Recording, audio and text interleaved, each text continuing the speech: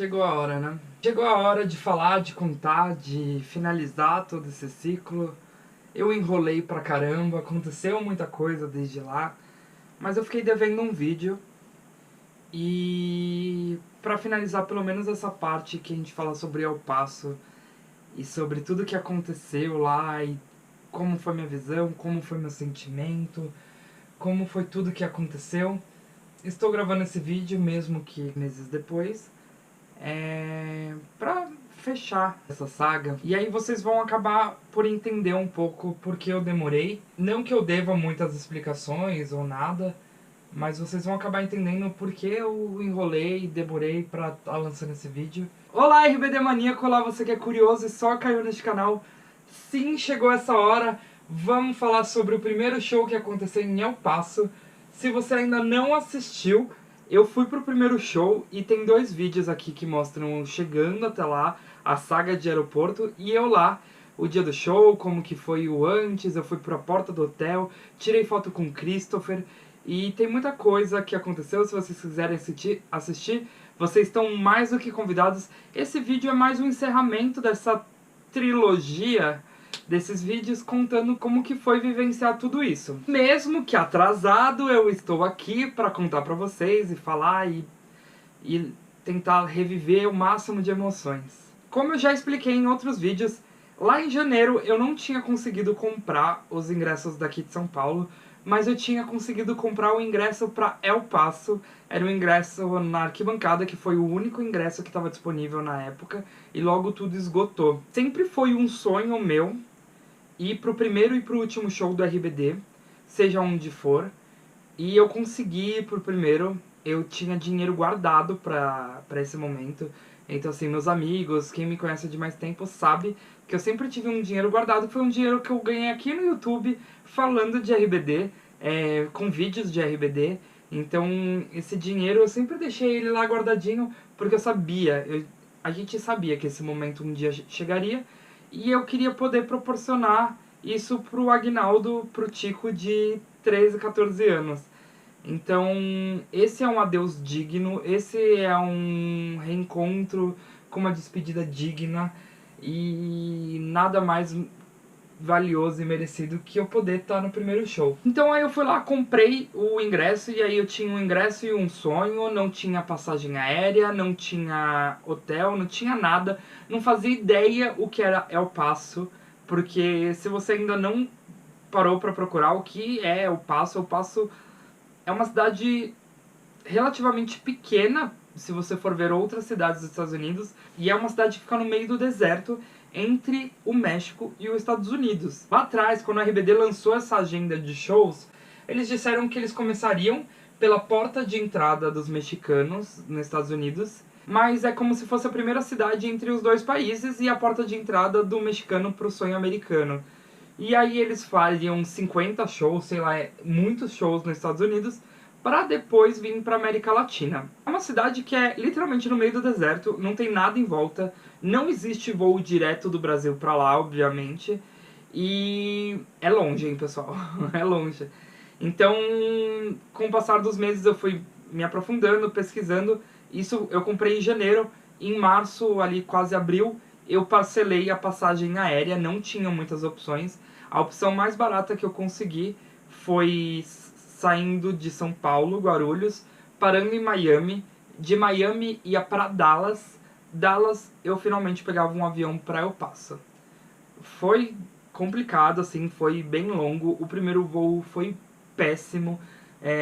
Eu fui naquela fileira do meio, então no avião tem 3 assentos numa janela, 4 assentos no meio e 3 assentos na outra janela. Eu fui no meio do meio, então assim, tinham 2 pessoas de um lado e uma pessoa do outro. E pra piorar, eu acho que valeu um teste mesmo pra provar o quanto eu queria estar naquele lugar e quanto eu queria chegar lá. Porque um lado o cara era espaçoso demais e eu fiquei apertado, eu viajei assim. Eu cheguei lá até com dor nas costas de ter ficado no avião meio que estático, tentando fazer o mínimo de movimento possível. E do outro lado tinha um cara que ele tava rotando, mas assim, muito fedido, muito fedido. Ele com certeza não vai assistir esse vídeo, mas se um dia ele assistir, saiba que Cara, você tava rotando mortadela, sei lá, era um fedor, não sei se você percebeu. E eu também não sei até onde é culpa dele, mas enfim. Foi, foi um teste de resistência, assim. E aí eu cheguei em Miami. Em Miami as coisas começaram a se clarear um pouco mais. Porque eu saí de madrugada aqui do Brasil. E lá em Miami eu vi o amanhecer, o sol saiu, eu já tava dentro dos Estados Unidos. E só que pra eu chegar na sala de embarque de Miami, eu tive que sair e passar por um raio-x para entrar dentro da parte doméstica do aeroporto. Doméstico que a gente fala são os voos nacionais. Então, entrar na sala de embarque dos voos domésticos. E aí teve todo um trâmite, eu tive que passar pela alfândega, como que chama? Eu tive que passar lá pela polícia, pela entrevista, sei lá, como que chama isso, gente? Pela embaixada? Não, não é embaixada. Pela imigração. Pela imigração. Eu passei pela imigração e só que era uma fila enorme. E as pessoas que estavam organizando a fila, elas se perderam, porque como era 5h30, 6 da manhã, eu acredito que chegaram muitos voos juntos, porque eu acredito que tenha muitos voos que são programados para chegar logo no início da manhã nas cidades. E então começou a chegar um voo atrás do outro, e eles começavam a te mudar de uma fila para outra para ir num guichê mais rápido, só que eu me peguei num momento que eu fiquei 2 horas numa fila, e voos que chegaram depois de mim passaram antes, então assim, uma desorganização do zaralho. Mas continuei depois de arroto, depois de estar apertado, depois de ter suado a tabaca e ter ficado 2 horas na fila, respirei fundo e continuei a minha saga. E aí eu lembro que lá em Miami eu fiquei algumas horas, assim, eu não lembro se eram 4 ou 5 horas, fiquei lá esperando meu voo para Dallas. O voo deu uma atrasada. E aí eu comecei a experienciar o que é voar de avião dentro dos Estados Unidos mesmo. Eu já tinha voado, mas eu acho que eu nunca tinha pego tantos voos seguidos assim para perceber. Cara, eles atrasam muito, é um desrespeito muito grande. Você ter um voo dentro dos Estados Unidos, a única certeza é que a todo momento aquele voo vai atrasar e deixar de estar atrasado para depois voltar atrasado. Eram atualizações a todo momento falando que o voo estava atrasado, mas depois ele estava no horário de novo, aí atrasava e era um caos. E aí eu fiquei lá pelo aeroporto, finalmente embarquei para Dallas. Eu cheguei em Dallas assim, ó, na risca, na risca. O voo atrasou e aí eu lembro de ter chego e não cheguei a correr, mas eu tava assim muito acelerado e eu tava sem almoçar, porque eu tinha visto que no aeroporto de Dallas tinha muita opção de comida e no de Miami até tinha, mas eu não tava com tanta fome e não tava tão interessante. Então eu falei, vou almoçar em Dallas, porque lá tem mais opções, lá eu vou ficar umas horinhas e aí é bom que passo o tempo lá. Não aconteceu nada disso. Eu cheguei, fui direto pro portão de embarque, já estavam chamando as pessoas para entrar no avião. Então, assim, nessa eu passei. Nesses 2 voos depois de Miami, eu fui em posições mega confortáveis. E no segundo voo de Dallas para El Paso, finalmente, um brasileiro sentou do meu lado, assim. Eu tava sentado no corredor. Na outra poltrona do corredor sentou, acho que o nome dele é Bruno, não lembro muito bem. Mas o Bruno, um brasileiro que mora em Nova York, uma simpatia. Eu não tinha percebido que ele era brasileiro, na verdade, eu acho, quando eu saio do país, eu acho que todo mundo é brasileiro. E aí eu me contenho, né? Porque brasileiro não tem muito cara, brasileiro é misturado, né? E aí ele viu, eu tava com uma camiseta tipo essa, mas tava escrito RBD é só uma fase, logo passa. Minha mãe, 2005, uma amarela, se vocês vão ver no vídeo. E aí ele viu a camiseta e falou, você é brasileiro e não sei o que, começou a bater papo. E aí tinha também a opção dele ser brasileiro, mas também não tá indo pro show, porque lá em El Paso eles têm a universidade e consequentemente tem muita gente jovem do mundo inteiro, enfim. E aí ele tava indo pro show, e aí a gente foi conversando, foi rapidinho o voo, chegamos, e aí foi bom porque, querendo ou não, a gente saiu do aeroporto junto, aí ele acabou esperando eu chamar o Lyft. Ele foi uma pessoa muito bacana, assim. E a partir dali, a minha vida foi as pessoas parando pra perguntar, você tá indo pro show da RBD?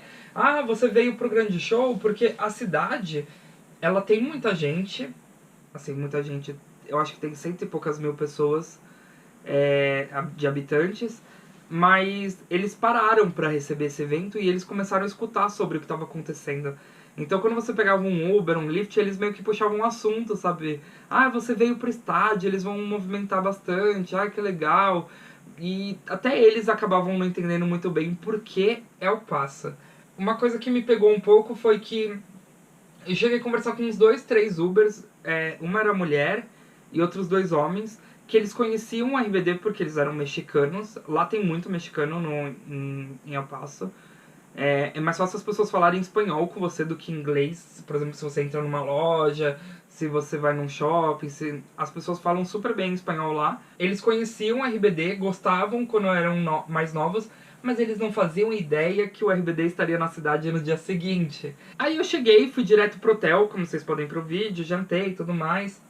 Naquela noite, eu tinha a opção, eu já tinha descoberto onde o RBD ficaria, e eu tinha a opção de ir para a porta do hotel. A porta do hotel ficava a uns 15, 20 minutos do meu hotel, o hotel que eles estavam ficando. E isso, naquele horário, pela tarifa dinâmica, daria uns $20 para eu ir de Lyft. $20 vezes 5 dá R$100. R$100 para ir e para voltar. Em uma viagem que eu já não podia gastar mais tanto. Então eu coloquei a mão na consciência e falei assim, tudo bem eu não ir para a porta do hotel agora, eu tô cansado. Não faz sentido ficar lá madrugando à espera de migalhas. E realmente teve umas aparições, por exemplo, foi o dia que a Anaí saiu e deu tchau pra todo mundo, mas foi algo muito rápido e a porta do hotel tava bem cheia. Então, eu julgo que a minha melhor opção foi ter ficado no hotel. E aí eu lembro que eu comecei a escutar polícia, helicóptero, um monte de coisa acontecendo. Eu não tenho como falar se era por causa disso, mas depois eu vi outros relatos na internet que eu acho que é por causa disso. Teve a história do... eu não sei se eu posso falar o nome dele, mas daquele fã brasileiro também que subiu a montanha.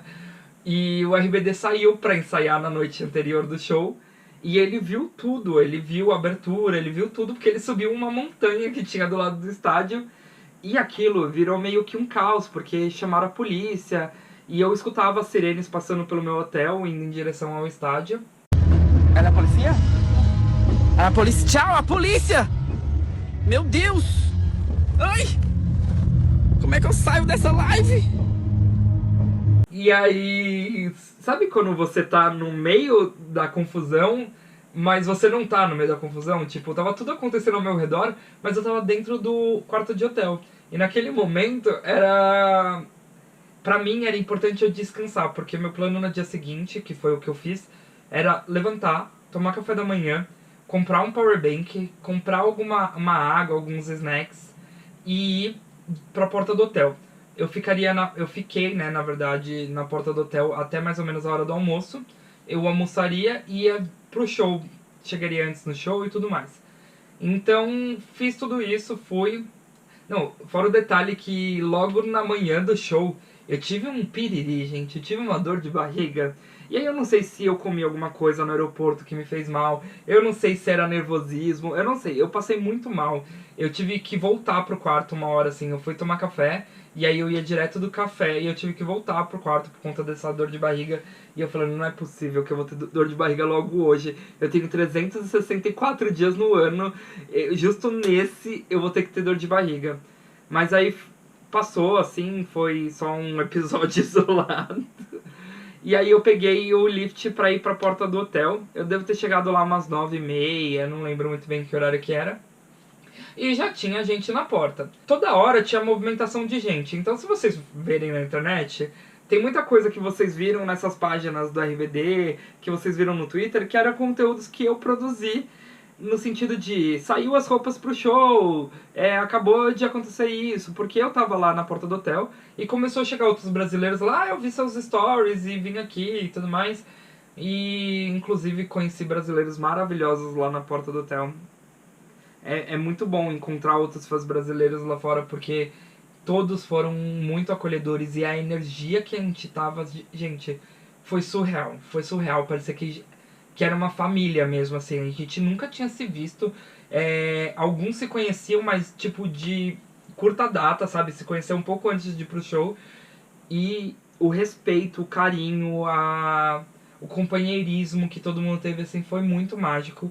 E eu me achava doido de ir sozinho, mas tinham vários outros doidos lá.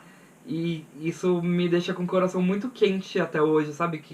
De, de ter aconchego, sabe? Às vezes a gente acha que tudo é golpe, tudo vai ser sequestro, vão roubar meus órgãos. E não, assim, a gente pode encontrar muito acolhimento, amor, a gente pode encontrar pessoas iguais a gente que só querem curtir um dia mágico juntos. Nossa, fui longe, hein?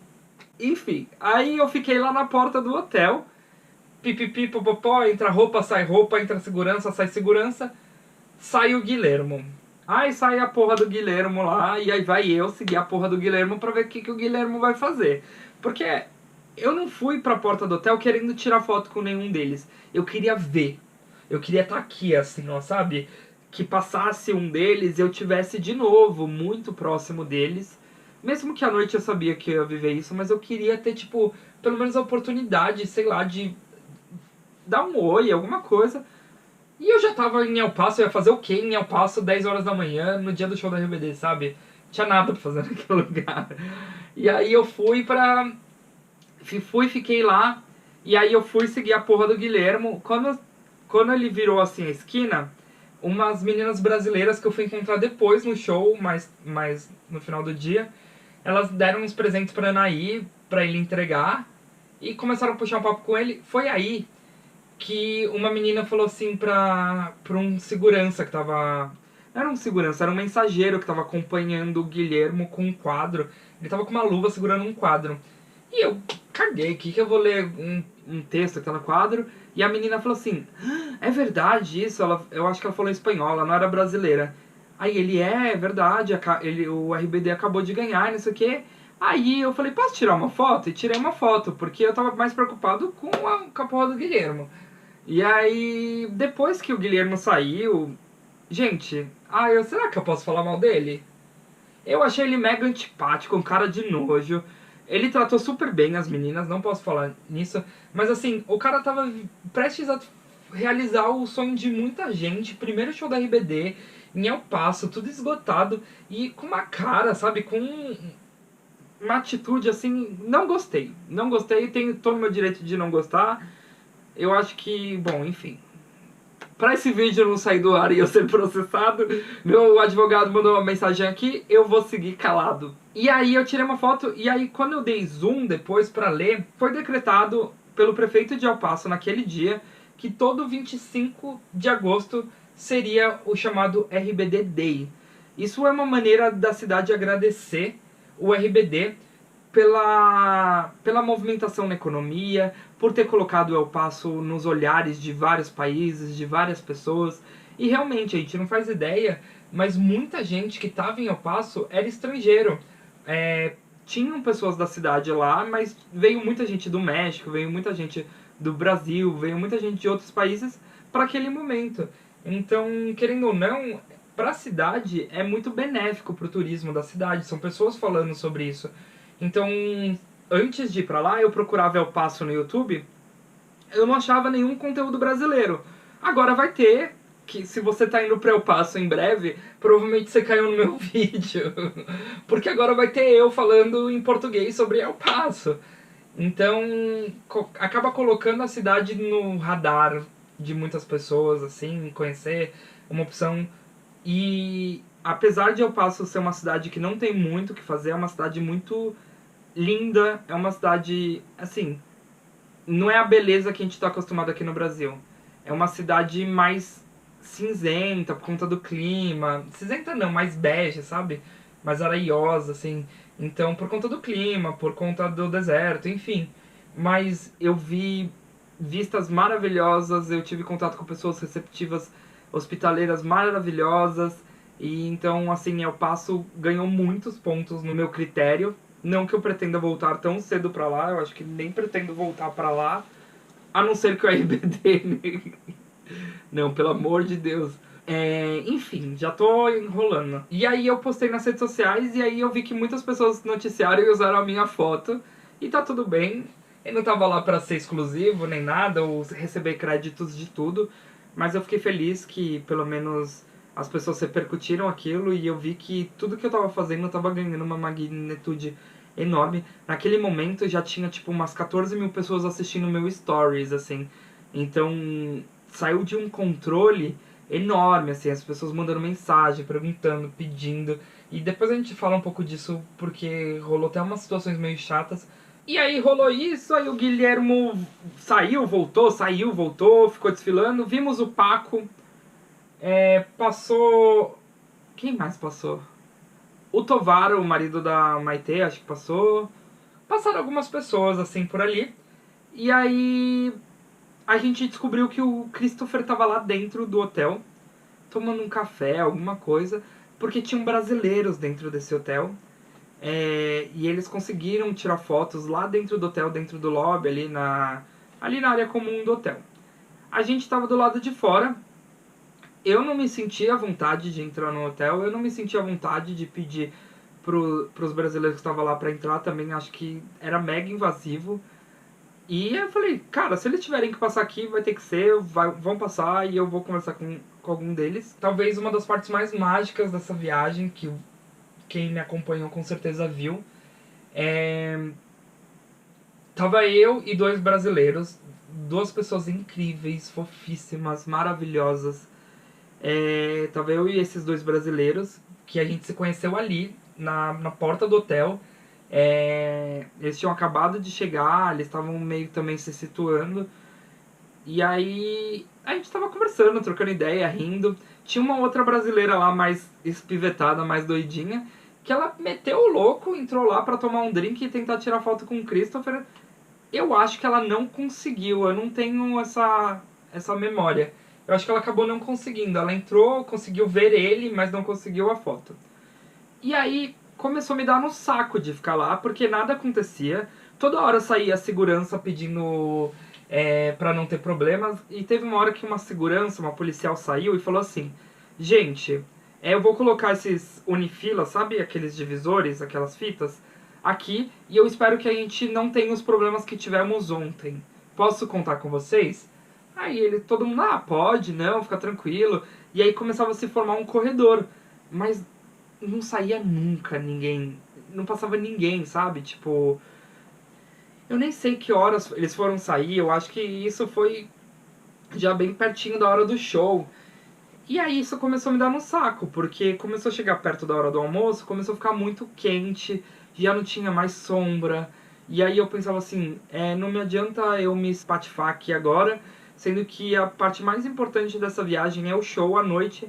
Então, tudo bem eu abrir mão, porque a gente tem muito daquele FOBO, que é FOBO que fala, Fear of Missing Out.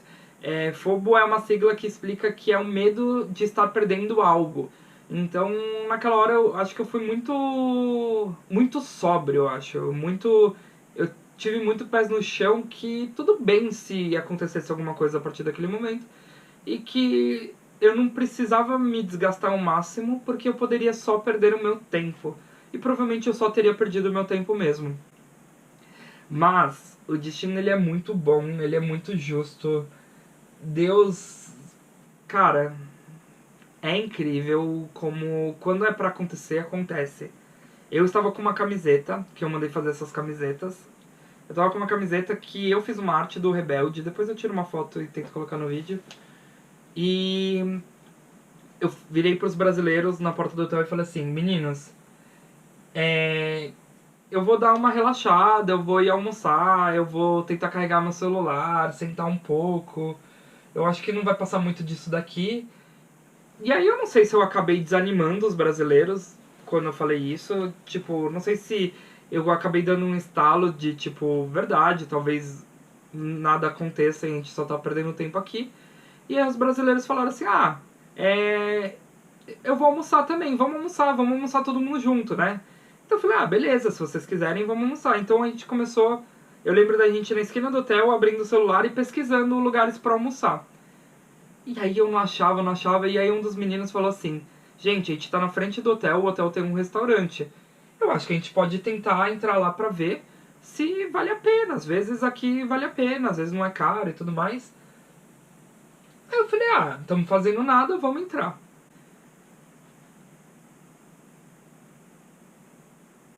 Eu não... Tá.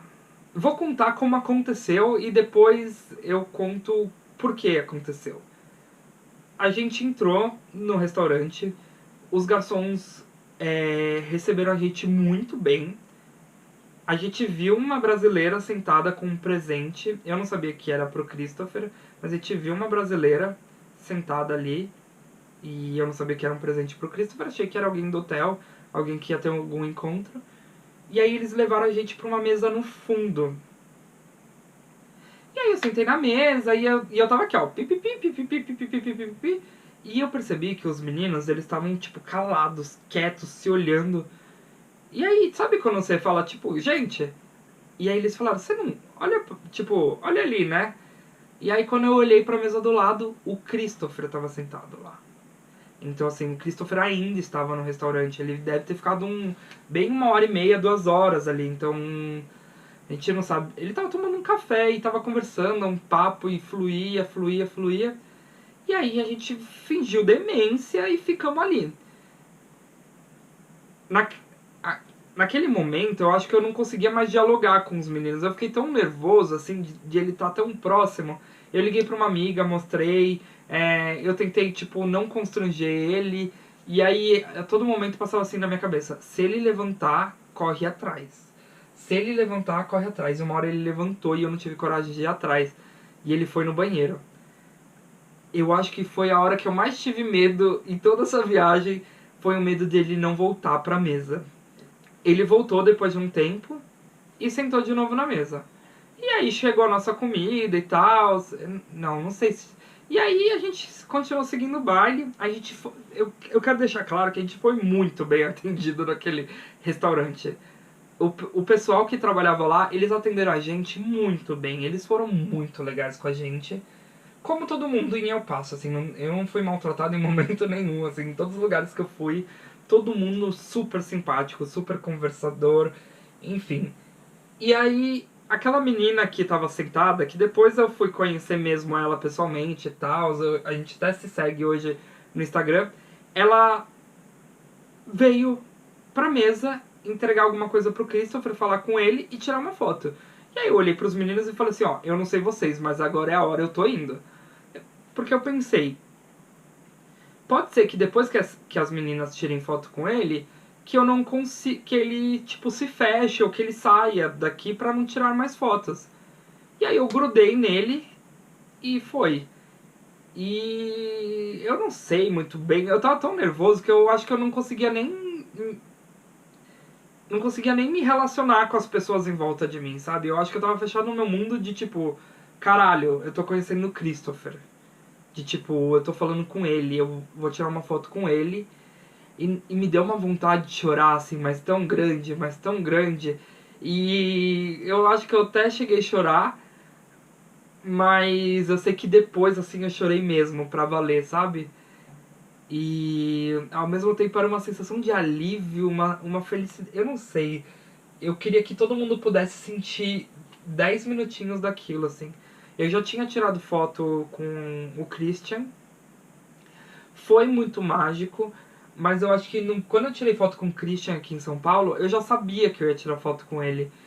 Fazia parte do meet and greet, era todo um contexto. Ali, meu, foi na sorte, tipo... Eu não imaginava se eu ia tirar foto com ele e como que eu tiraria. E, gente, que energia, que pessoa do bem, que pessoa que conversou, tratou bem. Ele mandou eu parar de falar inglês com ele pra eu falar português mesmo, sabe? Porque na hora... Gente... Gente, eu virei uma ameba. Eu tenho certeza que eu virei uma ameba. Eu não conseguia raciocinar. Eu tava vivendo no automático e tentando, tipo, ver os máximos detalhes, assim, do rosto dele, sabe? Como... Tentando gravar o máximo de detalhes para que seja uma lembrança rica. E aí, obviamente, eu fui o primeiro, eu acho que... Depois eu até pedi desculpa pros meninos, eu não sei se eu acabei atropelando eles, né? Mas tirei foto com ele, eu tava muito desesperado. Tirei foto com ele Aí os meninos tiraram. Um deles tinha o ingresso do Maracanã. Ele levou e mostrou pro Christopher. Aí o Christopher falou, nossa, sabe? Tipo, ficou surpreso que ele ainda tem o ingresso do Maracanã. E aí a gente deixou, ele agradeceu, deixou e voltamos pra almoçar. Só que o almoço acabou ali pra mim, sabe? Tipo, eu já tava com o estômago mexido e tudo mais. Os meninos, eles comeram uma comida meio mexicana, assim, valeu super a pena, tava barato, mas não é muito do meu paladar e eu não tava com aquela fome toda pra comer algo daquele jeito. Então eu pedi só uma porção de batata. Muito paladar infantil, né? Eu pedi uma porção de batata, uma Coca-Cola e segui meu baile. E aí os garçons vieram falar com a gente e eles estavam surpresos, porque eles não sabiam que a gente era fã do RBD. Como eu tava com uma camiseta preta, numa estética bem parecida com a estética da turnê, eles acreditaram que a gente era da produção da RBD. E como a gente entrou super tranquilo, os três... Porque quando a gente entrou no restaurante, a gente não entrou pra tirar foto. A gente nem lembrava que o Christopher tava ali dentro mais. Então a gente só entrou porque a gente queria só comer. E eles colocaram a gente na frente da mesa do Christopher justamente porque eles acreditaram que a gente era da produção da RBD. E eles falaram isso pra gente. E eu não sei se eles vão levar uma bronca, se chegaram a levar uma bronca depois ou não. Só que o hotel, ele só estava atendendo clientes no restaurante com reservas feitas no dia anterior. E aquela brasileira que tirou a foto, que estava na mesa lá do outro lado do restaurante, ela tinha conseguido reservar, porque no dia anterior ela já tinha vivido ali e já pegou os esquemas pulo do gato pra estar lá dentro. Então ela fez a reserva no restaurante, foi lá pra dentro, enfim. A gente deu uma caixinha pros garçons, logicamente pelo tratamento que eles deram pra gente. Em momento nenhum eles prometeram nada, em momento nenhum eles nem sabiam que a gente era fã. E foi muito legal porque eles ficaram muito felizes por nós. Eles ficaram contentes que a gente conseguiu tirar foto, eles ficaram contentes que eles pediram pra ver a foto, ficaram trocando ideia. Então é muito legal quando as pessoas comemoram a sua felicidade, comemoram a sua vitória em alguma coisa. E pra mim foi uma vitória ali. E aí a gente comeu, saímos, a gente se despediu, a gente ia sentar muito próximo ali, assim. Aqui eu tava de um lado do palco, os brasileiros estavam do outro. Mas a gente falou, a gente se encontra lá, qualquer coisa e tudo mais. E fui meio que dar uma volta atrás de uma sorveteria, parar, sentar mais um pouco, esperar. Liguei pro meu namorado, muito feliz, pra contar tudo. Comecei a mandar pras pessoas, postei a foto depois. Eu tava meio tipo, eu não sei o que eu faço, eu não sei pra onde eu vou. E eu comecei a caçar uma sorveteria. E isso era em downtown, era no centro de El Paso. E ali não tem muito comércio, assim, igual tem aqui no Brasil e em outros lugares, de tipo, várias lanchonetes, várias sorveterias. Então, ou pra direção que eu fui não tinha nada. Então eu fui por um lado, foi muito legal ter dado esse passeio a pé, porque eu pude conhecer um pouco do centro de El Paso.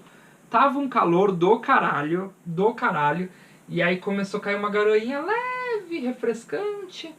Aí eu sentei num lugar que eu achei, botei meu powerbank pra carregar, botei meu celular pra carregar, fiquei ali dando uma respirada no ar-condicionado, e depois peguei um lift pra porta do show. Isso era umas 4 e pouco. Não, isso era umas 4 horas. A porta do show tava marcado pra abrir, eu acho que 5h30, os portões. Então eu falei, vamos indo pra lá, vamos ver. Eu mando foto do merch. Eu mando foto dos produtos pro pessoal, eu mostro como tá funcionando. Eu também passaria na bilheteria pra ver se a NFT tava funcionando e, obviamente, vocês sabem, enfim, a gente não precisa entrar nesse assunto agora. Então tinha algumas coisas que eu queria entrar lá e ver. E aí as pessoas começaram a falar, faz live, faz live, faz live. E foi aí que eu fiz a live da fila do show, que tá aqui no YouTube. Tem algumas partes dessa live que ela está sem áudio, porque ficava tocando uma música muito alta com Bad Bunny, com Karol G, com vários outros artistas. Então o YouTube desmonetizou esse vídeo e queria tirar do ar. E aí dá pra tirar a parte da música, só que aí algumas ficaram mudas e algumas ficaram com som um pouco estranho, mas dá pra escutar. E aí mostra eu filmando a fila, mostrando os produtos do merchandising.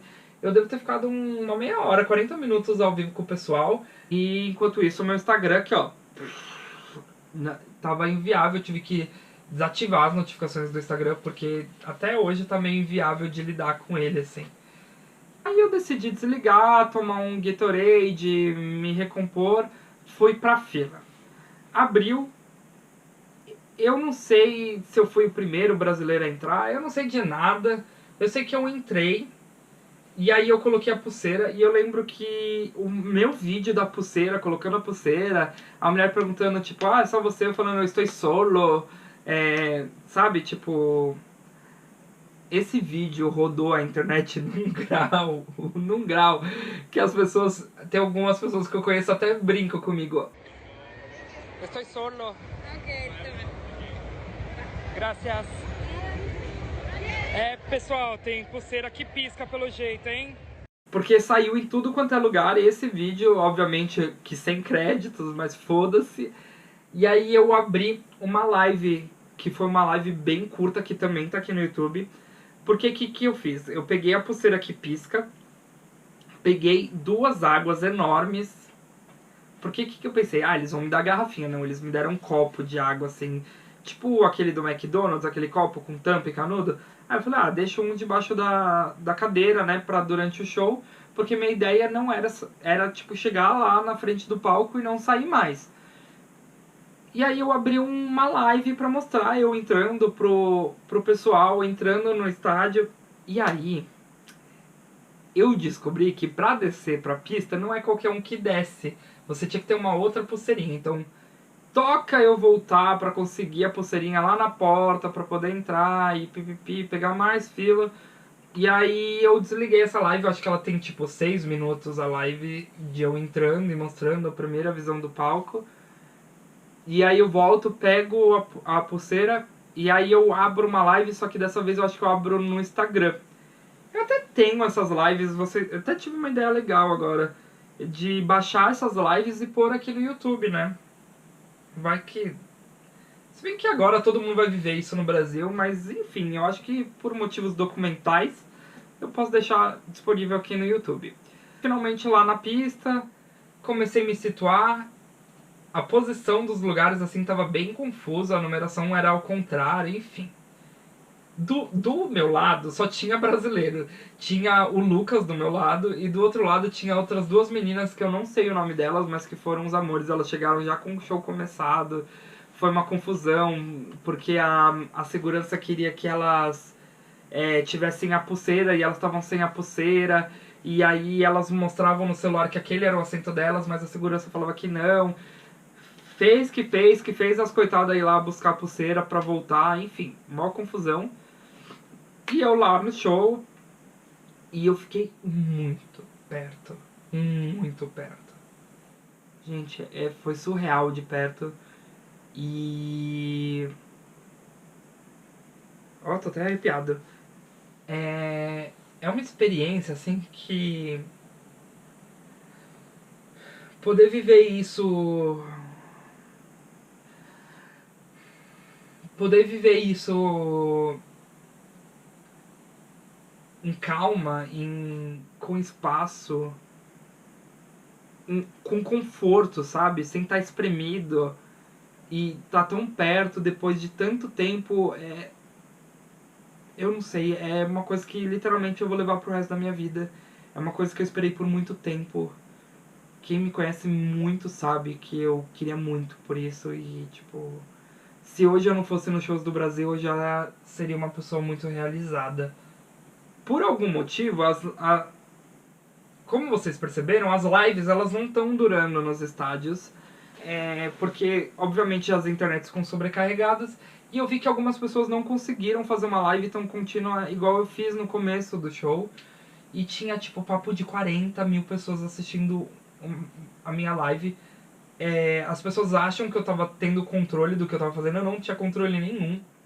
Na verdade, a tela do meu celular tava travadíssima, o número tava... Eu não sabia quantas pessoas tinham na live, eu ficava sabendo pelas notificações de WhatsApp que desciam, assim, por push, sabe? E aí a minha irmã e a Olivia ficavam me atualizando, tipo, ah, estão te xingando no YouTube, estão te xingando aqui na live. Tem uma hora que eu até chego a fechar a live, falando, ah, vai tomar no cu, tipo, eu tô aqui... Não é minha obrigação, eu não fui pra Eu Passo com o intuito de fazer live. Pelo contrário, eu fui pra Eu Passo viver um sonho.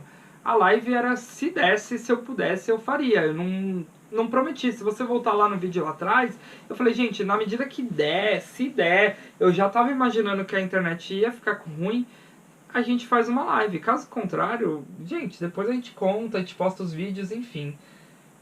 Essa é uma parte muito ruim, porque eu recebi muito hate gratuito de umas pessoas que eu não faço ideia quem sejam e de onde vêm, falando que eu tinha prometido coisas, que, enfim. Eu recebi até hate porque em um determinado momento da live eu pedi brincando para as pessoas fazerem pix. E, tipo, tanto que eu nem insisti nesse assunto, foi brincando e meio que... Ah, você nem gravou e fica pedindo pix, sabe? Tipo, gente sem noção. Na moral, você que comentou, que julgou, que não sei o que, você é sem noção. E, ó, não falei, mas vou falar agora. Vai tomar no meio do seu cu, irmão. Você não deu $1, você não deu R$1. Da próxima vez, se você quer tanto... Eu sei que muita gente queria participar daquele momento. Mas, gente, todo mundo fez o que podia, sabe? Não dá pra gente exigir nada. Igual a gente não dá pra exigir desses brasileiros que estão indo pros shows lá dos Estados Unidos. As pessoas estão indo viver os sonhos dela. Ninguém tá indo ser cinegrafista do fã-clube, sabe? E legal se der pra filmar, mas eu tinha prometido pra mim que eu ia viver o show. Se eu fosse fazer live, eu não ia estar preocupado se tá tremido, se... Eu fui viver o show. Tinha hora que eu tentava filmar com a GoPro, tinha hora que eu tentava filmar com o celular, tinha hora que eu abria live. E teve um momento que eu liguei pra algumas pessoas. Pra algumas pessoas que eu sabiam que estavam ali com o coração na mão, querendo notícias, querendo ver coisas. E foi muito gostoso, tipo, ver a reação delas. Lógico que eu liguei pra pessoas que eu conheço e que eu amo e que são muito fãs. E foi muito gostoso ver, tipo, todos choraram, todos vibraram, foi muito, muito, muito bom, sabe? A reação deles, assim, de ter ligado de vídeo. Eu fiz por eles, talvez, o que eu queria, que eu adoraria que fizessem por mim. E em momento nenhum deles exigiu nada de mim, em momento nenhum deles pediu nada pra mim. E aí pra vir em pau no cu do fã-clube, sei lá, nem do fã-clube querer exigir live em 4K sem tremer, sem cantar no fundo, ah, tomar no cu. Enfim. O show rolou, o show tá lindo. Eu senti que eles estavam mega nervosos, o show atrasou um pouco, acho que por conta disso. Tava muito vento, então... Não acabou rolando a Anaí entrar na lua, nem a Dulce entrar voando. Cara, coreografias bonitas. Tinha uma galera criticando o balé só veio somar. Os arranjos tão bons, tá tudo incrível, sabe? E uma das partes que eu mais gostei do show foi o medley baladas, que a gente sabe, descansa em paz. Eu só senti falta de uma coisa, eles estarem um pouco mais à vontade. Mas eu superei isso, eu entendi que, porra, é o primeiro show depois de tanto tempo, era a hora que eles iam finalmente pôr o que eles ensaiaram tanto em prática. Então eu perdoei. Eu vi que entre uma música e outra demorava muito. Assim, tinha uns intervalos enormes entre algumas músicas, assim. Porque eu acho que eles estavam esperando ficar no pronto, estavam ajeitando mais algum último detalhe naquela hora. Então teve alguns intervalos bem grandes, assim, que deu pra ver que estavam segurando ali a gente. Mas, cara, nada que tenha prejudicado, nada que tenha atrapalhado. Ai, como foi a pulseira que pisca? Não sei. Ai, como foi... Pra vocês terem uma noção, eu fui descobrir muita coisa do show depois. Tem coisa que eu tô descobrindo até agora. Porque, como eu tava muito perto... Quando eles estavam na passarela, eles ficavam de costas pra mim. Esse é um ponto negativo de ficar tão perto. Quando eles estão na passarela, eles ficam de costas. Então, dependendo do que você pretende, é bom você ficar na frente da passarela porque você vê tanto o palco lá no fundo, quanto eles na passarela. Como eu tava entre o palco e a passarela, assim, entre os dois, era muito legal porque a gente tinha muita oportunidade de ver eles de perto, de interagir com eles. Eles todas as horas passavam cumprimentando, dando tchau, mandando beijo, interagindo. E outro ponto negativo de estar tão perto é que você não vê nada de telão. Esse material gráfico de telão, de vídeo, de... Cara, eu não vi nada de cores. Eu acho que teve fogos no final. Eu não sei, eu não vi porque não deu pra ver, porque o palco tampava. Então, esse é um ponto... Tudo tem seu bônus e seu ônus. Esse é o ônus. De tipo, você não consegue viver a experiência do show tão completa. Aqueles detalhes, por exemplo, da Kiss Cam, da câmera do beijo, cara, eu fui descobrir depois de 2, 3 shows que tinha, sabe? Umas coisas assim. Gente, a energia que eles têm juntos, e eles só têm juntos, porque separado eles têm um brilho, mas quando eles estão todos juntos, a alegria é diferente. É diferente. É diferente. A gente precisa entender que é diferente. E eu acho que eles já entenderam isso. Eu amei o show por completo. Eu lembro de ter... eu lembro de ter tido uma hora que eu falei assim, Aguinaldo, se prepara. Porque talvez o show esteja se encaminhando pro final, sabe? De tipo, querido, bota seu pé no chão que isso daqui não vai durar pra sempre. Tipo, vai durar pra sempre no meu coração, nas minhas memórias e tudo mais. Mas já vai se situando, gatão. Porque se isso acabar, não adianta chorar, não. Aproveita o que você tem pra aproveitar agora. E foi meio que uma hora que eu meio que desbundei. Tanto que teve... Eu esqueci completamente de filmar algumas partes dos shows, de fotografar. E eu tenho até meio que um trauma disso, porque um tempo atrás eu fui ver minhas fotos e vídeos dos shows lá de trás. E, gente, dá pra entender porra nenhuma, dá pra ver porra nenhuma. Eu não sei quantas vezes eu vi aquilo, tipo... Na época, logo depois do show eu assisti algumas vezes e vi, e obviamente saiu tudo uma porcaria, até porque naquela época era aquela câmera Olímpicos, né, aquela câmera digital ainda, não era nem celular que filmava, e eu falei, cara, eu vou ter um vídeo lá, mas sei que eu vou ver pouquíssimas vezes esses vídeos, e também esses vídeos vão estar na internet, então decidi aproveitar, e aí eu volto a filmar, tipo, quando eles cantam obviamente Rebelde. E, gente, I Wanna Be The Rain, eu chorei igual uma cachorra mal lavada. Foi, acho que, o momento que eu tive o pico de emoção, assim. É uma música muito forte, que mexe muito comigo.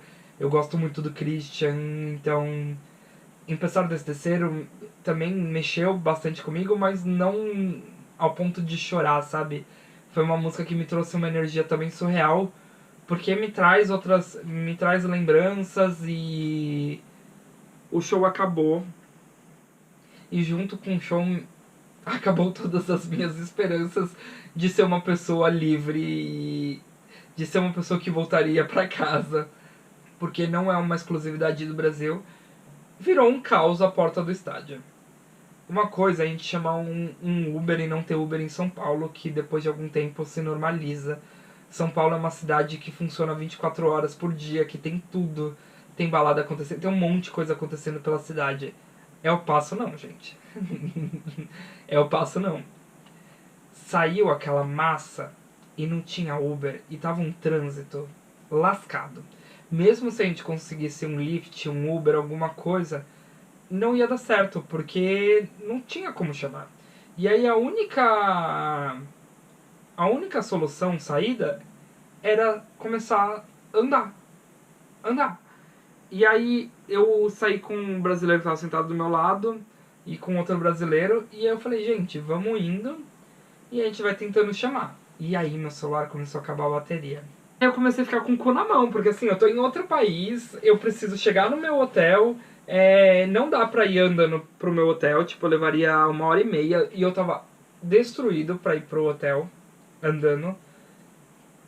E aí a gente foi andando, foi procurando algum lugar pra comer, só que isso já era meia-noite e pouco, já não tinha mais nenhum lugar aberto pra comer. A gente achou um negócio de frango frito que tava estrombado de gente. Aí a gente encontrou outros brasileiros que também estavam no show lá e tudo mais. E aí tentava Lyft, que é tipo concorrente do Uber lá, nada, tentava Uber, nada. E aí ficava entre os dois aplicativos e nada, e nada, e nada, e nada. E aquele trânsito parado. Aí eu falei assim, meninas, eu acho que a gente pode ir andando, até uma hora conseguir chamar um Uber, alguma coisa. E aí chegou uma hora que a gente foi andando, que a gente viu que assim, a gente já tava parcialmente perto do hotel desses dois brasileiros. Então eu falei, vamos andando até lá, e de lá eu boto meu celular pra carregar, eu chamo um Uber, com certeza vai ser mais fácil chamar o Uber de lá, porque não tá no meio do fluxo ali, e realmente foi mega tranquilo chamar um Uber. Eu chamei, ele chegou tipo em 4 minutos, e aí eu carreguei um pouquinho o celular, chamei o Uber, finalmente cheguei no hotel. E aí eu nem tive muito tempo de ficar revendo vídeo de não sei o que, viu, que eu tinha postado, Gente, eu andei muito. Eu andei de manhã, eu andei à tarde, eu andei lá dentro do show. E depois foi uma caminhada de pelo menos uns 30 minutos, 40 minutos, assim, tipo... E andando, assim, não era, tipo, caminhando devagar, foi andando mesmo. E então eu tava muito cansado. Eu cheguei no hotel, tomei um banho e capotei. Eu acordei no outro dia, quando eu abri meu Instagram, eu tava com 48 mil seguidores. Eu falei, gente, o que aconteceu aqui? Eu não sabia nem o que eu tinha que fazer. Eu falei, fudeu, acho que eu vou ter que ficar aqui pelos Estados Unidos mesmo, eu não posso voltar pro Brasil. Eu falei, gente, não é possível, as pessoas devem me odiar, alguma coisa aconteceu. E era, obviamente, por causa da live, mas na hora que você vê, você assusta, sabe? De tipo, mano, por que tanta gente tá me seguindo, assim, do nada, de uma hora pra outra? É um ganho muito repentino de seguidores. Eu sabia que esses seguidores iam cair, e eu não me apego a isso, tipo... Eu sabia, as pessoas não queriam me ver. As pessoas que querem me ver continuaram me vendo e já provavelmente estavam ali, que é um pessoal que talvez me acompanhe por aqui, mas... Nunca foi meu objetivo ser famoso ou ganhar fama em cima do RBD, nunca foi. E então eu deixei, tipo, fluir, já caiu pra uns 30 mil, tá indo pra 29, 28... Enfim, isso não é uma coisa que me apego. Não era meu objetivo, eu sabia que eu não conseguia tirar muita coisa disso. Eu sei que era passageiro, que as pessoas não querem me ver, as pessoas queriam ver o RBD, ver o show do RBD, e dito e feito, caiu e vai continuar caindo. Mas quem quiser continuar, muito bem-vindo. Lembro de ter visto tudo que isso tinha acontecido, a magnitude que tinha tomado. E aí eu comecei a editar a segunda parte do vídeo. E eu falei assim, não, tipo, eu não vim pra El Paso pra ficar dentro de um quarto de hotel editando um vídeo pra postar. Oi gente, tudo bem? Bom dia, um pouco sem voz. Tô aqui, ó, esperando meu Lyft. Lyft é o aplicativo similar ao Uber aqui. Tem Uber, mas o Lyft normalmente é mais barato. E eu tô indo fazer umas comprinhas, comprar umas coisas pra minha irmã. Ontem foi o show, tô até um pouco sem voz. E agora a gente vai ter um dia mais relax, conhecer um pouco sobre El Paso, dar uma passeada. E vou mostrando pra vocês, afinal, tem todo o percurso de volta ainda. Eu vou embora só amanhã, no domingo. Então eu tenho mais hoje e amanhã de manhã pra aproveitar aqui a cidade e processar tudo o que aconteceu ontem à noite. Em breve a gente conversa mais, eu acho que vocês puderam acompanhar. Eu postei muita coisa no Instagram, minha live foi acompanhada por muita gente, mas a gente vai atualizando isso com o tempo. Eu quero agora só viver um pouquinho, minutinhos de paz, sabe? Aproveitar um pouco também a viagem.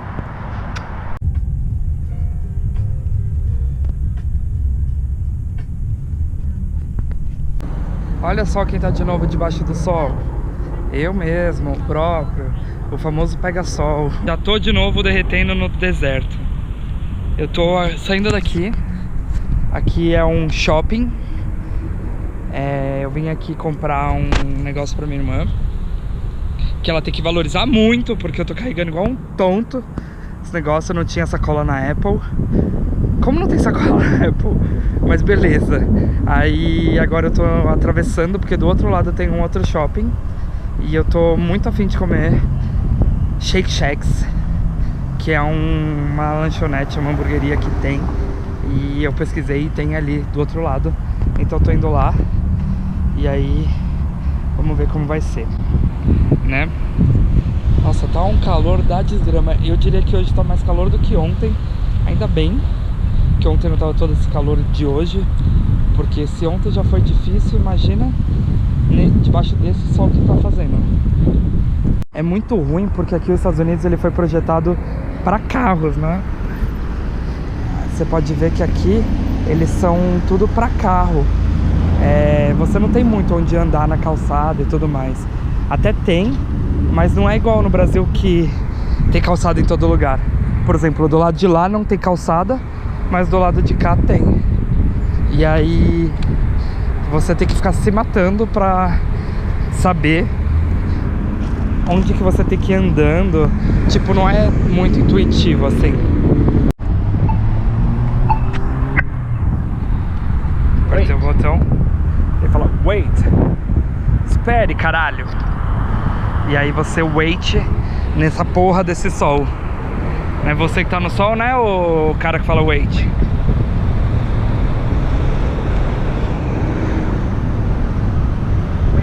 Wait. Ele continua falando ali, hein?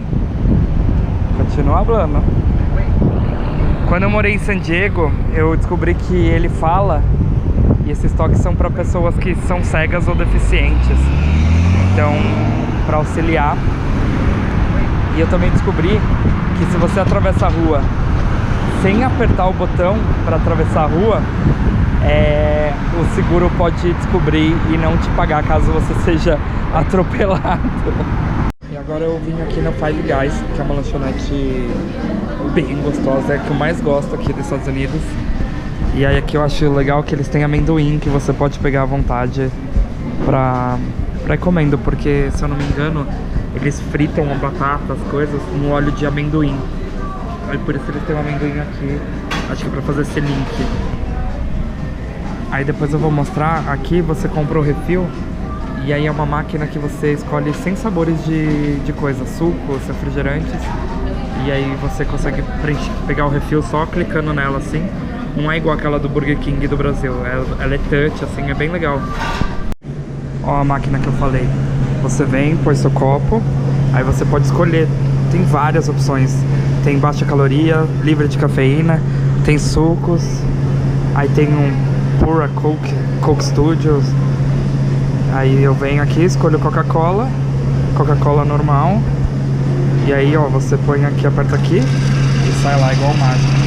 E aí você tem a opção de cereja, baunilha, laranja baunilha, raspberry, lime, cream soda. E é isso aí. E aí você se mata. Eu tô indo agora pro Outlet El Paso. É bem longinho daqui onde eu tô, é uns 30 minutos, é um pouco caro também, mas vai dar certo. Eu chamei aqui o Lyft, vamos ver se tá chegando. MWZ. É uma motorista mulher. E eu achei isso muito legal, porque eu peguei várias aqui. Várias. Eita, tava ao contrário. Cheguei. Minha Uber falava mais que a tia do Yakut. Falava muito, pelo amor de Deus. Foi bom pra treinar um pouco o português. E aí eu tô aqui no Outlet, o pouco que eu vi parece valer muito a pena. Olha que bonitinho. Parece que tá valendo muito a pena.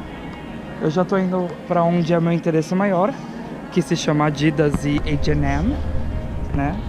A loja da Adidas porque é Adidas e H&M porque sempre tem umas camisetinhas boas, umas coisas que valem bastante a pena. Vi que na Puma tá muito baratinho. Tinha umas camisetas por 10 dólares, 12 dólares. E é isso. Agora vamos seguir aqui. Não aguento mais andar. Nossa, tô destruído de ontem ainda.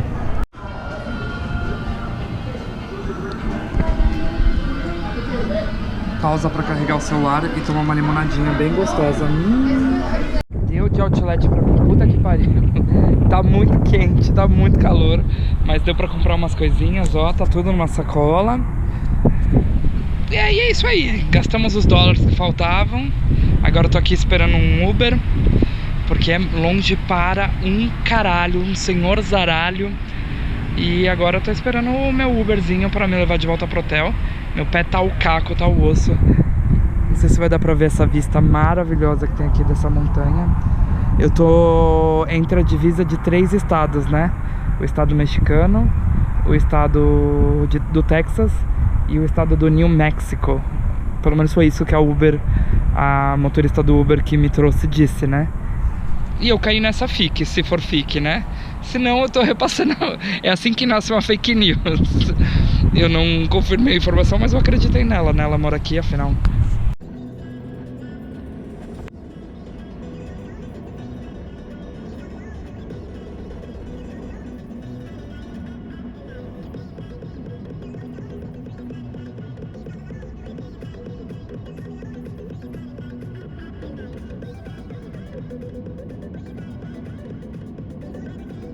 Então eu me recompus, eu descansei, eu almocei e fui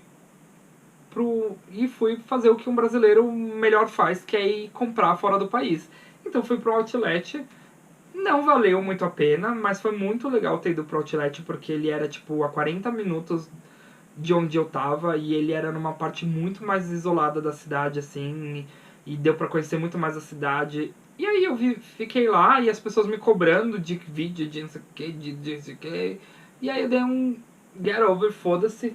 Fui editar o vídeo quando eu voltei à noite pro hotel. E aí sim, eu editei, postei, e ele nem tá tão bem editado, mas eu acho que o que vale é o conteúdo e não a edição. No outro dia, logo cedo, eu iria embora. E então eu acordei, comprei as últimas coisinhas que eu precisava comprar, dei uma voltinha pra enrolar, tomei um café da manhã e fui pro aeroporto. Chegando no aeroporto, tudo bem, deu tudo certo. Entrei na sala de embarque, ai. Aquela maldita pulseira ficou piscando 80 dias seguidos, né? Ela não desligava, você tinha que ou enfiar um negócio lá, ou tirar a bateria, enfim, ela não desligava. E aí eu coloquei aquilo dentro da minha necessaire. Tem até um vídeo do zoando que também viralizou, enfim. Dulce Maria, aperta o botão aí, faz favor. Ainda tá piscando a minha aqui. Aperta aí. Você vai deixar acabar a bateria? Ela tá piscando ainda, bem. É só você apertar lá, ó, off. Tá on, aí você joga no off. Eu coloquei dentro da minha necessaire, coloquei na minha mochila. E aí eu passei no raio-x. E eu acho que aquela merda acusou no raio-x. Então, ó, dica, se você vai... Dica muito importante. Se você vai no show do RBD, pegou a pulseira ficou piscando, desliga essa merda antes de você entrar no avião. Desliga, vai dar bosta. Vai dar bosta. Não porque vai derrubar o avião, mas, gente... O guardinha abriu minha mala e ele revirava, e ele revirava, e ele revirava, e ele não achava, e ele revirava e não achava. E eu falava, gente, o que esse homem tá procurando? E eu ofereci ajuda. E vocês imaginam, né? Volta de viagem curta, onde eu comprei um monte de coisa, não tinha bagagem despachada, tinha só bagagem de mão. Então minha mala tava estufadíssima, tudo largado. E aí eu achei bem feito que ele teve que revirar minhas cuecas e eu acho que isso que me traz paz de espírito, que assim, tipo, vai abrir, mas também vai ter que ver minha cueca, vai ter que ver minhas cuecas usadas, vai ter que mexer na minha roupa suja. E aí ele abriu minha necessaire e viu aquela merda piscando, ficou olhando, ficou tentando entender e enfiou de volta. E aí eu vi que eu passei um puta de um momento desnecessário de ter que ficar ali no raio-x do aeroporto com as pessoas mexendo nas minhas coisas, revirando minhas coisas que não estava arrumado, mas era uma bagunça organizada. Eu tinha conseguido fechar a mochila. E depois para ter que fechar tudo de novo, por causa daquela porrinha, daquela pulseira que não parava de piscar. Então, dica, se você vai pegar avião depois do show da RBD, faça a pulseira parar de piscar. Porque você vai ter problemas no raio-x do aeroporto. E aí, como não basta errar uma vez, porque assim, errar uma vez é humano, 2 vezes é burrice. E aí, como eu gosto de ser burro, eu decidi errar 2 vezes. Meu roteiro de volta era: El Paso para Dallas, Dallas para São Paulo. Tinha um voo a menos do que na ida. Então eu falei, é agora que eu vou comer em Dallas. Porque em Dallas eu ia ficar, tipo, 3, 4 horas lá.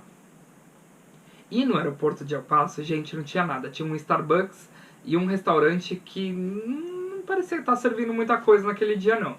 Aí eu falei, vou comer em Dallas, tem um monte de coisa, eu passei, vi tanta coisa legal que eu queria comer e não ia dar tempo. Vou comer em Dallas. Afinal, ia ficar 4 horas lá parada.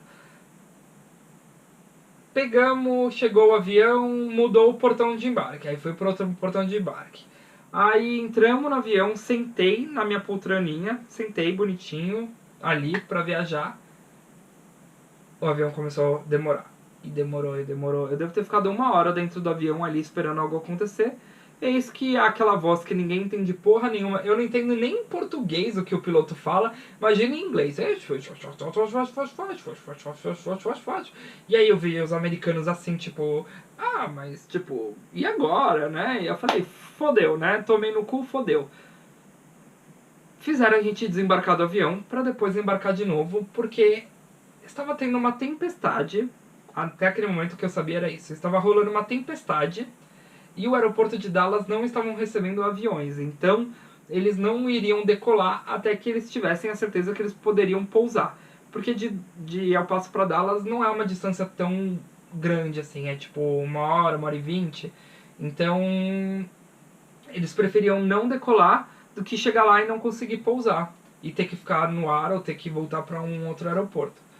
Então descemos, aí eu falei, puta que pariu. Descemos, ficamos lá, ficamos mais 1 hora do lado de fora, pediram pra embarcar de novo. Embarcamos, ficamos mais uma meia hora, 40 minutos ali, subiu o avião, demorou para um caralho para pousar.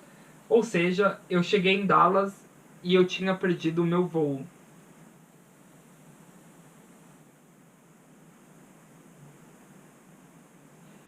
Eu perdi o voo pra São Paulo. Ai, esse filtro é muito bom. Eu perdi o voo pra São Paulo, agora eu vou ter que ir embora. Não, aliás, eu não tenho pra onde ir embora. Eu vou ter que ficar no aeroporto. O voo é só amanhã, final do dia. Eles queriam me mandar pra Londres. Eles queriam que eu fizesse Londres, São Paulo. Não faz sentido nenhum.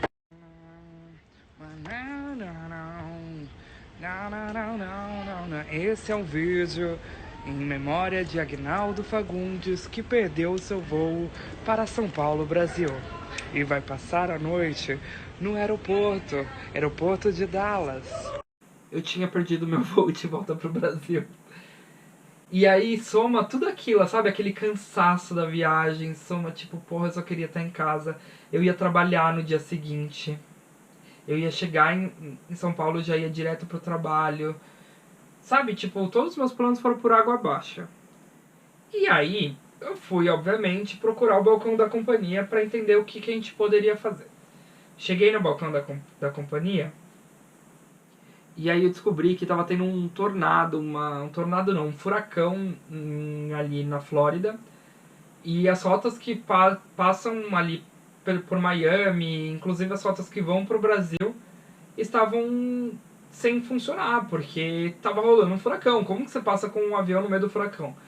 E aí os voos estavam sendo cancelados, e naquele intervalo ali, mais de 200 voos foram cancelados só da American Airlines, que era a companhia, obviamente, que eu tava viajando, porque eu não podia estar com uma companhia que não ia ter voo cancelado, né?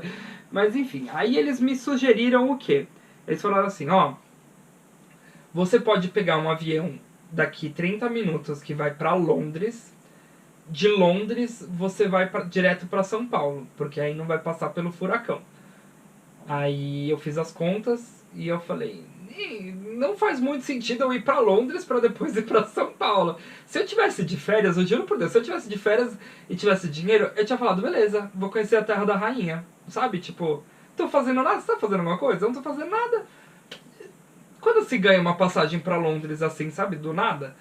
E aí eu falei, não, tem outra opção? Aí ele deu uma outra opção de, tipo, ir pra Madrid, de Madrid pra Paris e pra São Paulo. Aí eu falei, esquece esses voos, essas coisas mirabolantes que você tá pensando, eu quero uma coisa mais palpável. Você não consegue me mandar pelo menos pra mais perto, tipo, pra Miami, pra Orlando, pra, tipo, um lugar mais perto, sabe? Porque, na minha cabeça, assim, de Dallas para São Paulo não tem a mesma quantidade que um aeroporto, por exemplo, Miami e São Paulo. Miami, Nova York e São Paulo, enfim, Orlando, São Paulo. Não tem.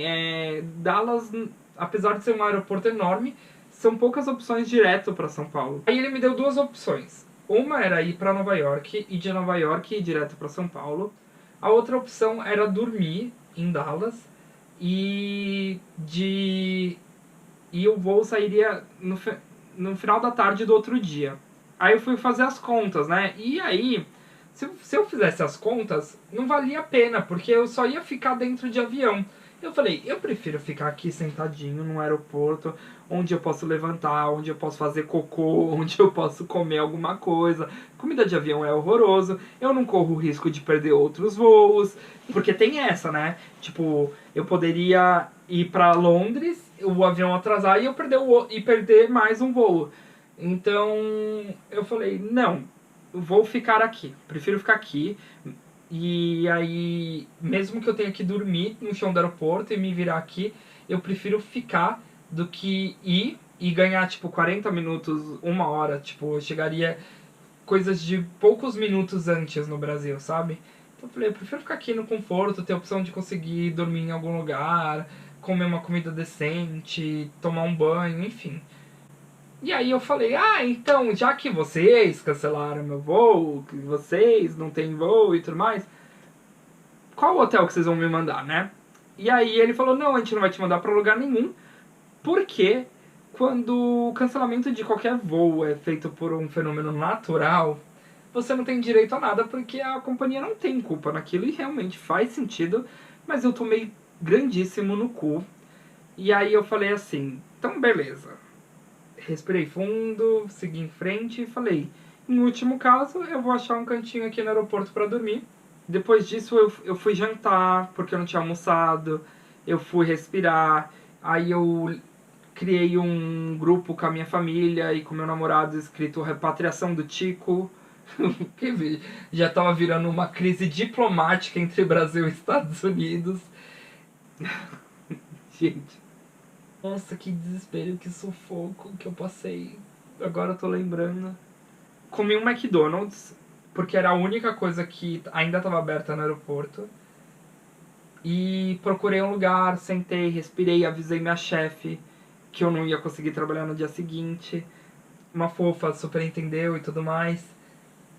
Avisei minha mãe, avisei meu namorado, avisei todo mundo. Aqui no Brasil já era mega tarde esse horário, porque lá já tava tarde, imagina aqui. E aí abri ali o celular, eu falei, vamos encontrar um lugar aqui pra ficar.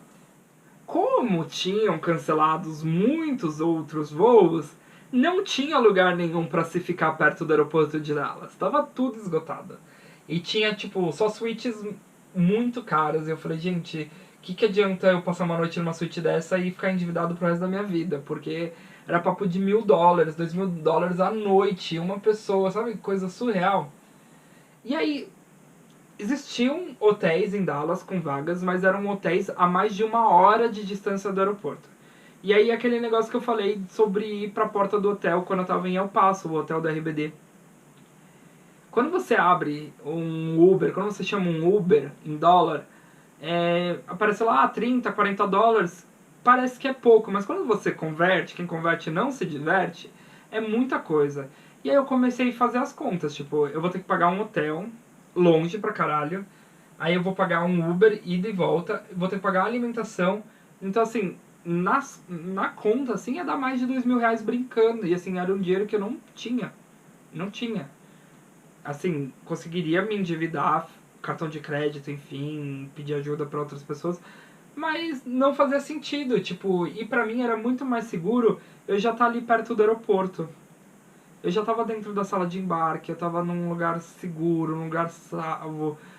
Pra mim, o trâmite de viajar 1 hora pra um hotel só pra ter uma noite de sono não valia a pena. E aí eu decidi que talvez tenha sido um erro dormir no aeroporto. Como os hotéis estão lotados porque eu perdi o voo, não porque eu fui burro ou porque eu me atrasei, porque o aeroporto fechou por conta do tempo. E como eu vou ter que dormir no aeroporto, eu escolhi o terminal mais bonito que eu achei pra poder dormir. Eu acho que eu encontrei. Tô aqui, num muito chique no aeroporto de Dallas. Se eu vou sofrer, eu vou sofrer com glamour. Nesse aeroporto chiquérrimo, que parece um shopping center de Dubai. Entendeu? Vou travar as costas? Vou travar as costas. Mas vocês já dormiram? Olha, esse mosaico feito pelas 3 irmãs virgens albinas das colinas.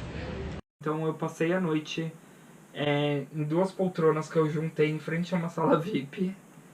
E aí eu dormi.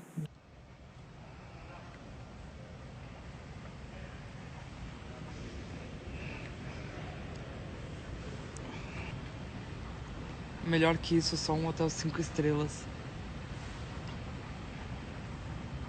Não dormi mal. Não dormi mal. Não foi confortável, obviamente, dadas as consequências, mas deu pra dormir, tipo... Não foi um sono preocupado, assim, que eu ficava acordando toda hora preocupado com o que estava acontecendo ao meu redor. Eu dormi me sentindo seguro, sabe? Eu me senti num lugar seguro. Me senti bem ali. Bem eu exagerei, né? Mas eu me senti seguro. Eu acordei, trabalhei do aeroporto, tava com meu notebook, então consegui trabalhar de lá. Fui, almocei, e ali perto da hora do meu almoço, eu recebi que o meu voo tinha sofrido uma alteração. E das 2 horas da tarde tinha ido para 7 horas da noite. Sabe quando você já começa a ficar muito desgastado com uma coisa? E eu já tinha passado daquele ponto.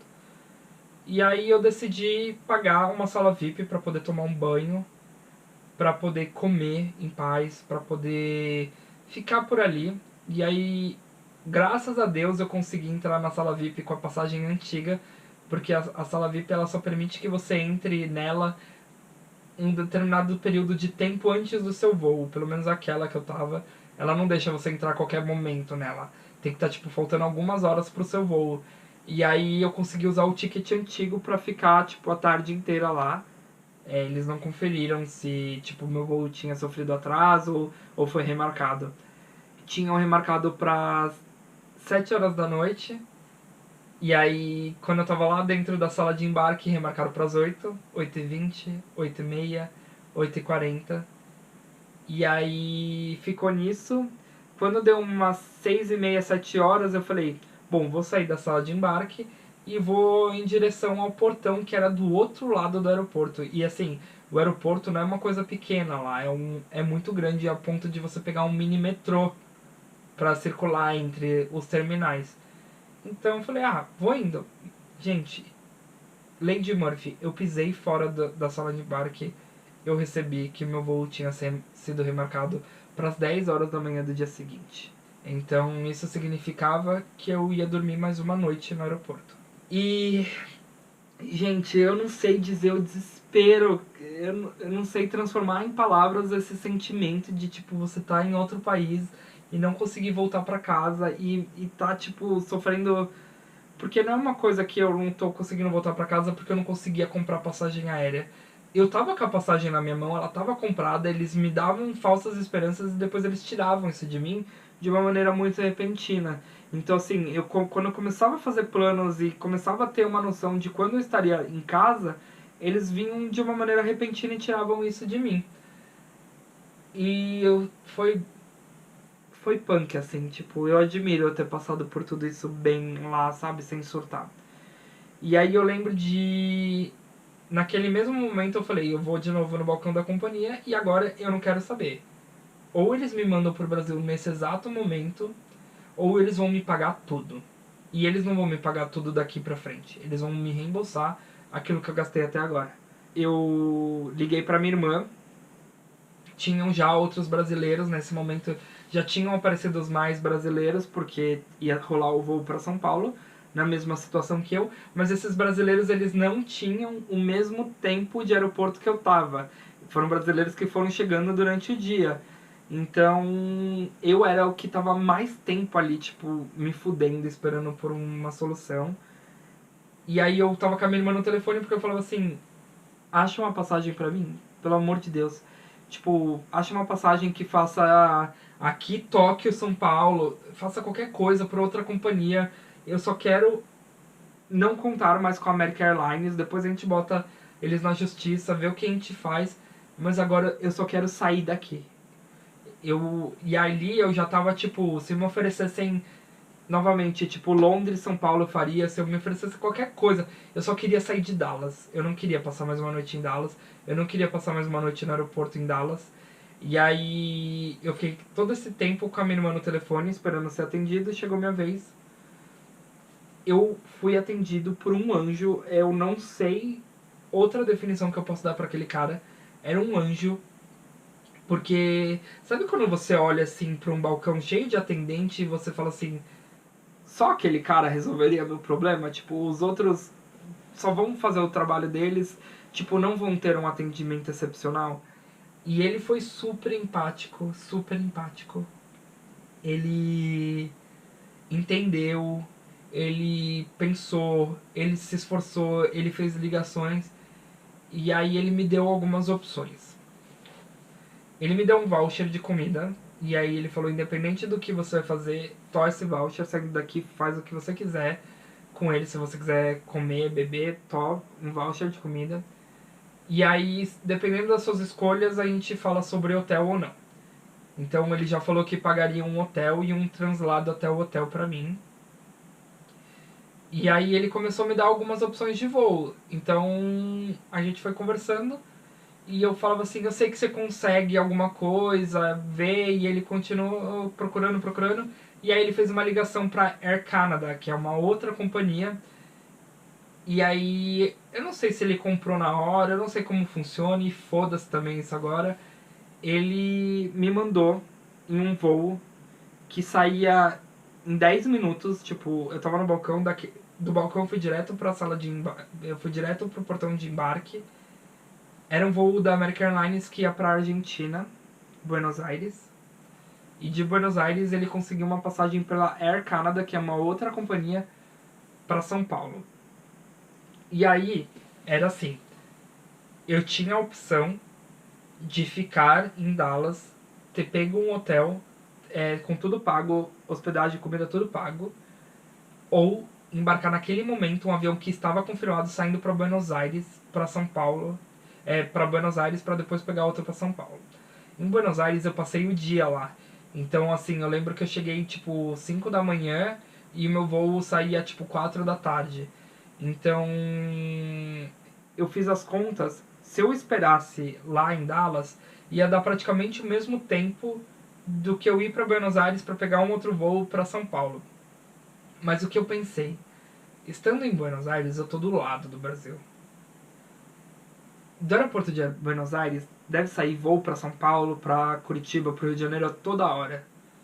Então assim, eu queria estar o mais perto de casa possível e eu falei, eu vou apostar nessa, sabe? De tipo, eu vou pegar esse avião de volta pra parar em Buenos Aires e de lá, se tudo der errado, eu vou gastar menos comprando uma passagem pra São Paulo, vou gastar menos, tipo, tentando achar uma solução pra chegar o quanto antes em casa.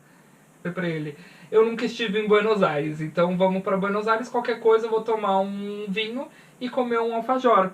E aí ele emitiu a passagem, me deu boa viagem, aí eu fui, andei uns 50 passos, já tava, entrei no avião, sentei bem bonitinho, e detalhe, e ele me colocou numa das melhores poltronas do avião, assim, sabe? Anjo, divino, que homem, que Deus abençoe muito a vida desse cara. Que eu só consigo desejar as melhores coisas da vida pra essa pessoa. Eu queria muito saber o nome dele pra mandar uma mensagem, pra mandar um... Eu sei lá. E aí, fui pra Buenos Aires, né? Fui pra Buenos Aires, passei o dia lá. E durante, eu acho que vocês devem imaginar que eu capotei no avião, assim, eu não consegui enxergar nada, eu não comi nada. Pra mim foi uma piscada, assim, eu entrei no avião, eu sentei, eu pisquei, quando eu abri o olho, as pessoas já estavam saindo do avião. Em algum momento alguém abriu aqueles ventiladorzinhos que tem no avião e eu fiquei tomando uma friagem o voo inteiro, tipo 12, 13 horas de vento na cara. E eu sou uma pessoa muito sensível a isso.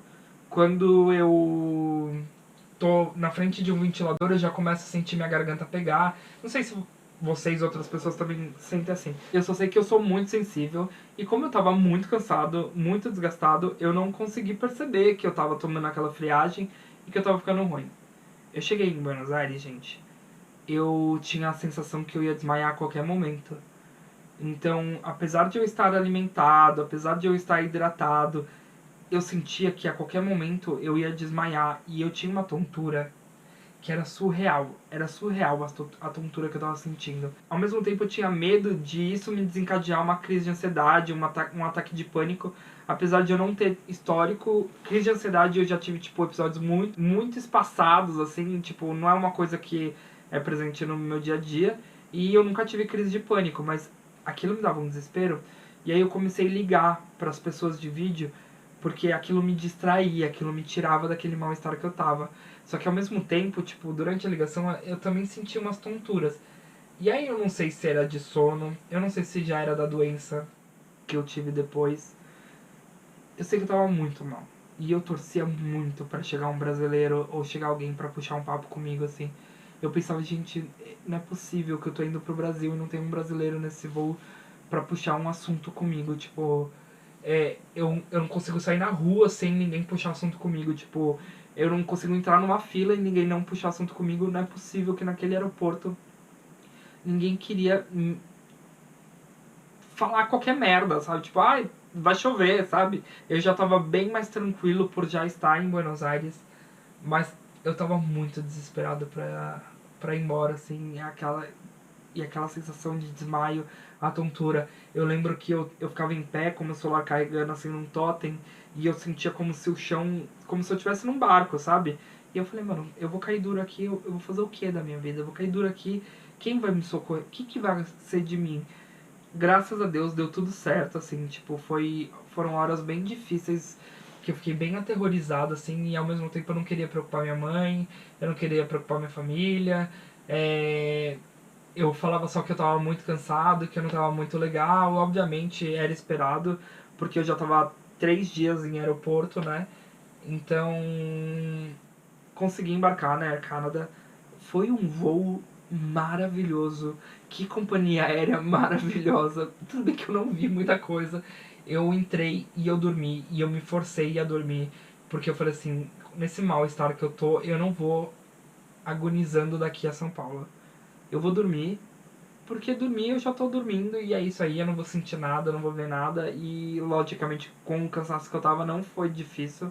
Eu não sou uma pessoa que dorme com facilidade em avião, ônibus. Quando eu tô viajando eu não consigo me desligar assim. Mas graças a Deus por conta do cansaço eu consegui. E aí chegamos em São Paulo, deu tudo certo. Gente, no dia seguinte, eu não sei se era Covid, eu não sei se era. Eu tive uma doença assim que foi surreal a força daquela gripe que eu tava. Foi muito forte. Eu fiquei muito mal.